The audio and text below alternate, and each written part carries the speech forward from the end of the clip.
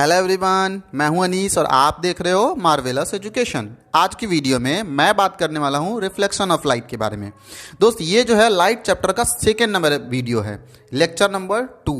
इसमें हम लोग लाइट्स के रिफ्लेक्शन से रिलेटेड हर एक छोटे बड़े डाउट्स को मैं क्लियर कर दूंगा। ज़्यादा टाइम वेस्ट ना कर दो, चलो स्टार्ट कर देता हूं आज का ये वाला वीडियो।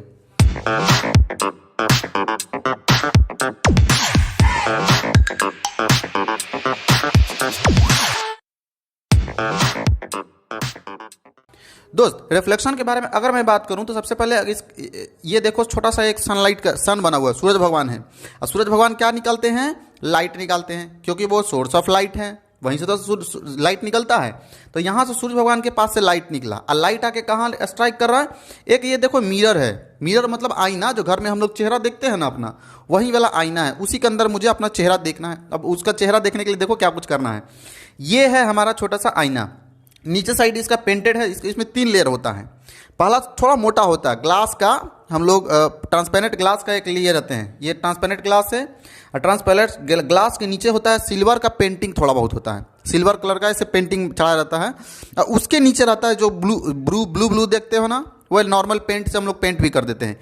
तो ये 2 पेंटिंग होता है, जिसमें 3 लेयर होता है ओवरऑल प्लेन मिरर में। तो ये प्लेन मिरर है, मतलब जो चेहरा देखने वाला हम लोग आईना यूज करते हैं ना घर में, वो आईना है बस, अब कुछ नहीं है। अब ये क्या है? सनलाइट, जब सूरज भगवान जो है अपना लाइट जैसे ही इसके ऊपर दिए, बोले ये लो तुम मेरे तरफ से एक लाइट लो। तो ये लाइट जैसे ही आया, तो जो लाइट सूरज भगवान की तरफ से आ रहा है उसको बोलते हैं इंसिडेंट रे। कौन सा रे बोलते हैं? Incident ray. जिस पॉइंट पर टकराता है उस पॉइंट को बोलते हैं पॉइंट ऑफ इंसिडेंस। तो इस पॉइंट पे आकर टकरा है सूरज भगवान से आने के पास, तो जो रे आया वो है इंसिडेंट रे। जिस पॉइंट पर स्ट्राइक किया वो कहलाएगा पॉइंट ऑफ इंसिडेंस। और टकराने के बाद यहाँ पर फिर क्या होता है? वापिस चलाता है इसी में। अब ऊपर साइड है हवा, नीचे है ग्लास, और उसके नीचे भी है हवा। तो ये क्या किया, इस ग्लास के अंदर जाने की बजाय यहीं से चला गया वापिस रिफ्लेक्ट करके। अगर वो रिफ्लेक्ट करके वापिस उसी हवा के अंदर चला जाए तो इसको कहते हैं रिफ्लेक्शन ऑफ लाइट। यही जो है सेम मीडियम में, मतलब हवा में पहले था, हवा में आ रहा था और हवा में ही वापिस चला गया, मतलब एयर में था और एयर में ही चला गया। तो देखो इसको डिफाइन कैसे करेंगे? The bouncing back of light back in same medium is called as reflection of light. Light का सेम मीडियम में किसी से भी चीज से टकरा कर वापिस जाना ही क्या कहलाता है? रिफ्लेक्शन कहलाता है। अब यहीं पे यह हमारा रिफ्लेक्शन हो रहा है। अब देखो ना, जिस पॉइंट पे, पॉइंट ऑफ इंसिडेंस पे जहां पर हमारा रिफ्लेक्शन हुआ है, जहां पर जाकर उस सरफेस से टकराया है, वहां पे 90 डिग्री का एंगल बनता हुआ मैं एक लाइन खींच दिया, मतलब उस सरफेस के साथ 90 डिग्री एंगल बनने वाला। तो ये क्या कहलाता है? नॉर्मल। यही हमारा नॉर्मल। अब नॉर्मल से हम लोग, अगर मैं इंसिडेंट रे की तरफ चलूंगा तो जितना एंगल पे हमारा इंसिडेंट रे है झुका हुआ, उसको बोलते हैं एंगल ऑफ इंसिडेंस। और शो किससे करते हैं? एंगल आई से। और यही मैं अगर रिफ्लेक्टेड रे की तरफ चलूंगा तो एंगल आर से उसको शो करेंगे, उसको एंगल ऑफ रिफ्लेक्शन भी बोलेंगे। तो ये होगा छोटे छोटे टर्म्स जो कि रिफ्लेक्शन के टाइम हम लोग यूज किया करते हैं। अब हम लोग चलते हैं कि लॉ ऑफ रिफ्लेक्शन क्या है जो कि रिफ्लेक्शन के टाइम फॉलो होता है। कौन कौन सा लॉ है जो फॉलो होता है? तो 2 लॉ होता है रिफ्लेक्शन का। कौन कौन? फर्स्ट लॉ ये कहता है कि incident ray, reflected ray, normal, सब का सब एक ही प्लेन पे होता है, 2 प्लेन पे लाई नहीं करता। कौन कौन? तो पहला है हमारा ये इंसिडेंट रे, दूसरा नॉर्मल और तीसरा रिफ्लेक्टेड रे। तीनों का तीनों एक ही प्लेन पे होता है, इधर उधर नहीं होता है। ऐसा नहीं हो सकता कि यहाँ से अगर इंसिडेंट रे जा रहा है तो ये सरफेस के इधर इतना दूरी से कहीं जा रहा होगा और नॉर्मल इस प्लेन पे, ये इसके बोर्ड के बहुत पीछे, ऐसा नहीं होगा। तीनों का तीनों हमेशा एक प्लेन पे लाई करेगा। ये पहला हमारा लॉ कहता है। दूसरा लॉ क्या कहता है? एंगल ऑफ इंसिडेंस, यानी कि ये वाला एंगल, ये किसके बराबर होगा? एंगल ऑफ रिफ्लेक्शन के बराबर। ये हमेशा ट्रू होगा मेरे दोस्त। Angle of incidence angle of reflection के हमेशा बराबर होता है। इससे रिलेटेड, यानी कि एंगल आई एंगल आर के बराबर होता है। इससे रिलेटेड मैं कुछ न्यूमेरिकल्स भी आपको लास्ट में इस वीडियो में करवा दूंगा, जिसको देखने के बाद आपके छोटे बड़े डाउट सब इससे रिलेटेड क्लियर हो जाएंगे। ओके, तो अब हम लोग और भी कुछ बातें करते हैं, हम लोग रिफ्लेक्शन से रिलेटेड। तो रिफ्लेक्शन ऑफ लाइट से रिलेटेड कुछ और भी बातें हम लोग करते हैं। दूसरा बात यह है कि हम लोग टाइप्स ऑफ रिफ्लेक्शन जानते हैं क्या क्या होता है। मेरे दोस्त, रिफ्लेक्शन जो होता है मेरे दोस्त, वो 2 तरह का होता है। कौन कौन? पहला जिसको बोलते हैं रेगुलर रिफ्लेक्शन और दूसरा जिसको बोलते हैं इरेगुलर रिफ्लेक्शन। अगर रेगुलर रिफ्लेक्शन करवाना है तुम्हें तो बहुत सारा लाइट रे को लेकर आओ, अब वो लाइट रे को कहाँ पे लेकर आओगे, एक स्मूथ सरफेस पे, मतलब पूरा चिकना होना वैसे सरफेस पे लेके जाना है। और स्मूथ सरफेस पे अगर लेके जाओगे तो कैसा रिफ्लेक्शन होगा, रेगुलर रिफ्लेक्शन होगा। अगर वहीं मैं किसी रफ सरफेस पे लेके जाऊंगा तो कैसा होगा, इरेगुलर रिफ्लेक्शन होगा। किसी रफ सरफेस पे लेके जाओगे तो जैसे क्या होता है, आईना वगैरह जो घर पे होता है ना, जब बहुत स्मूथ हो उससे रेगुलर रिफ्लेक्शन होगा। उसको पकड़ के नाखून से खरोड़ दो तब क्या ऐसा रिफ्लेक्शन होगा, इरेगुलर रिफ्लेक्शन। या फिर बगल में जो दीवार है हमारा वो कैसा होता है, रफ होता है, तो उससे क्या होता है, इरेगुलर रिफ्लेक्शन। ऐसा अब देखो, इरेगुलर रिफ्लेक्शन का दूसरा नाम कुछ लोग डिफ्यूज रिफ्लेक्शन भी कहता है। अगर डिफ्यूज रिफ्लेक्शन भी कह रहा है तो मतलब सेम ही है। अब ये जो हमारा रेगुलर रिफ्लेक्शन होता है उसमें होता क्या है, अब ये जानते हैं। होता ये है कि बहुत सारा लाइट को जैसे मैंने भेजा वो पैरेलल एक दूसरे के, बहुत सारे लाइट रे आए। कैसे कैसे, तो 1 नंबर ये दे दिए नाम, ये 2 नंबर लाइट रे, ये 3 नंबर लाइट रे, ये 4 नंबर लाइट रे। ये चारों का चारों लाइट रे जो था एक दूसरे के बिल्कुल पैरेलल था, चारों लाइट रे। तो ये सारा का सारा इंसिडेंट रे कैसे एक दूसरे से पैरेलल।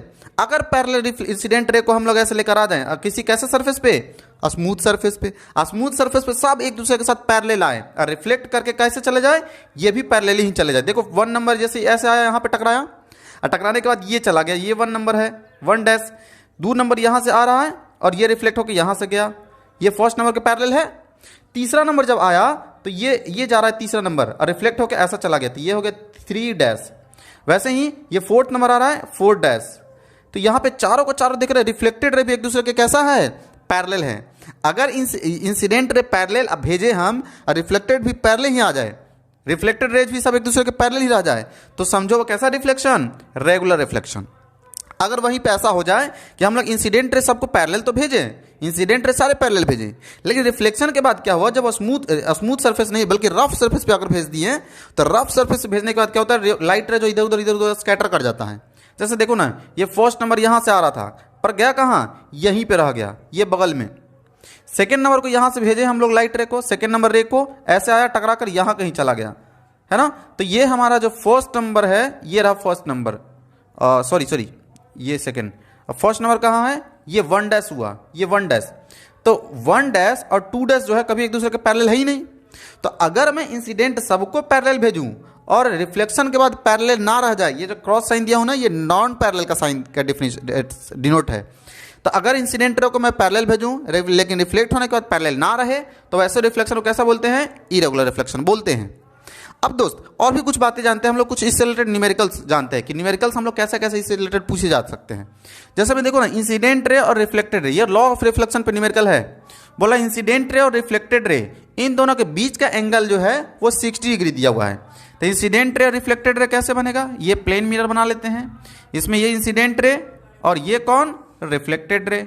अगर इंसिडेंट रे और रिफ्लेक्टेड रे के बीच का एंगल दिया हुआ कितना, 60 डिग्री, तो ये बताना है कि एंगल आई कितना होगा, मतलब एंगल ऑफ इंसिडेंस कितना होगा। कैसे पता चलेगा, तो सबसे पहले क्या करना है, इस पॉइंट ऑफ इंसिडेंस पे एक नॉर्मल ड्रॉ कर लो ऐसा, और ये क्या होता है इसमें, अगर ये पूरा 60 डिग्री, ये एंगल आई है, ये वाला एंगल आर, तो यहां लिख सकते हैं angle I plus angle R, angle I equal to कितना, एंगल आर, ऐसा।